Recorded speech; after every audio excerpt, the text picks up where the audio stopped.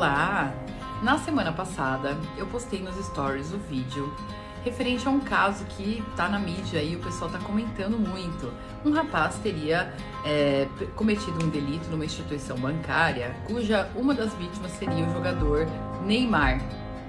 E ele, na imagem, demonstra que ele está saindo da delegacia depois de prestar depoimento em liberdade, liberado, né? Inclusive, no vídeo, ele confessa que foi sim ele o autor desse desvio desse valor e que ele teria usado esse dinheiro para arrumar a casa da mãe dele. Pelo que a gente compreende, tanto da informação declarada por ele mesmo, como pela matéria, né, que foi publicada no UOL, esse rapaz estaria respondendo, em tese, por duas condutas, né? Ou furto qualificado combinado com uma possível associação criminosa, ou ainda um delito de estelionato também podendo ser acumulado com delito de associação criminosa. Isso segundo as informações que eu obtive pelos veículos de comunicação. Com certeza, eu não tenho acesso a nenhuma dessas informações, eu tentei até pesquisar, mas como ainda está em fase de investigação criminal, o processo não está aberto para consulta. Bom, e aí, né? Como assim um rapaz confessa que praticou um delito e sai pela porta da frente da delegacia? Isso gera muita confusão na cabeça das pessoas que não conhecem o direito penal, nem tampouco o processo penal. As condutas que estão sendo ali ainda investigadas, note que ainda não está finalizada a investigação, até mesmo para saber se houve participação de outras pessoas, ou se foi somente ele mesmo, qual foi o meio que ele conseguiu, isso tudo ainda está sendo investigado pela polícia, né? É uma conduta que em tese não cabe determinação de prisão preventiva, porque é uma conduta que não é cometida com violência nem grave ameaça à pessoa, assim como a pena mínima desse delito, seja estelionato, seja até mesmo furto qualificado, não ultrapassa 2 anos.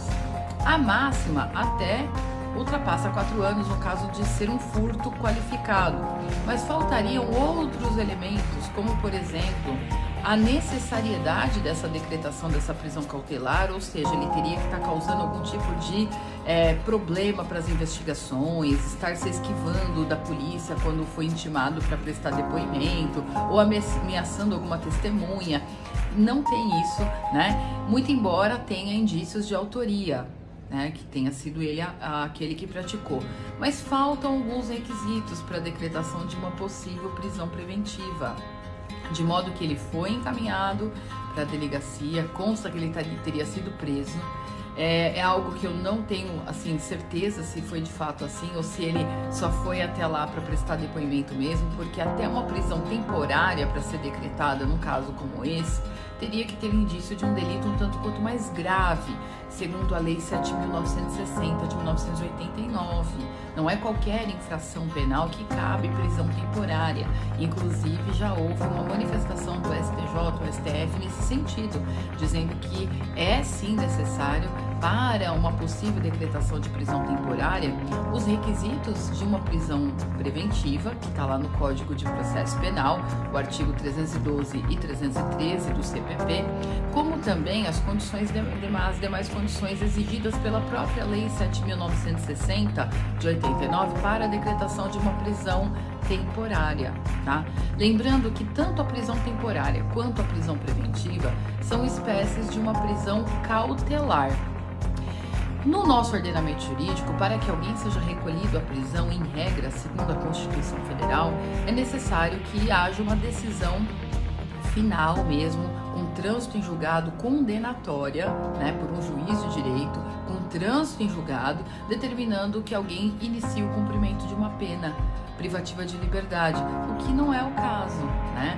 Excepcionalmente, em algumas situações que o próprio Código de Processo Penal autoriza, como é o caso da prisão preventiva, assim como a prisão temporária, que está na Lei 7.960 de 1989, é reservado para casos muito excepcionais em que seja declarado assim ali nas investigações e até mesmo no processo que é necessária essa prisão cautelar para o deslinde da investigação ou até mesmo para assegurar a aplicação da lei penal ou para a garantia da ordem pública. certo?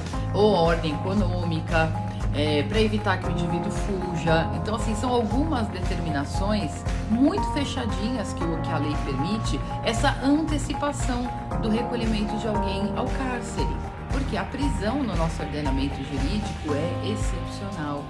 De modo que até que se encerre as investigações, até que apure efetivamente qual foi a conduta praticada por esse indivíduo, né, ou as condutas, se de fato é um delito muito grave, que indique a necessariedade dessa prisão cautelar, o juiz nada impede que ele determine isso mais para frente. Mas nesse primeiro momento, ele está aguardando o processo, o término das investigações em liberdade, porque a lei assim determina que seja feito. Lembrando uma vez mais, no nosso ordenamento jurídico, a prisão cautelar, assim como toda e qualquer prisão, ela é excepcional. Para que seja levado a efeito, prescinde da união dos requisitos procedimentais exigidos pelo nosso ordenamento jurídico, certo? Então eram essas as considerações que eu queria fazer com vocês e aproveitar e fazer uma pequena revisãozinha, né, de prisão cautelar, que é sempre muito bem-vinda, cai em tudo quanto é prova, concurso, OAB e por aí vai. De modo que se você gostou do conteúdo, compartilha com os teus amigos, certo? Marca outras pessoas no vídeo para que possam também ter contato com esse conteúdo. Um beijo e até mais!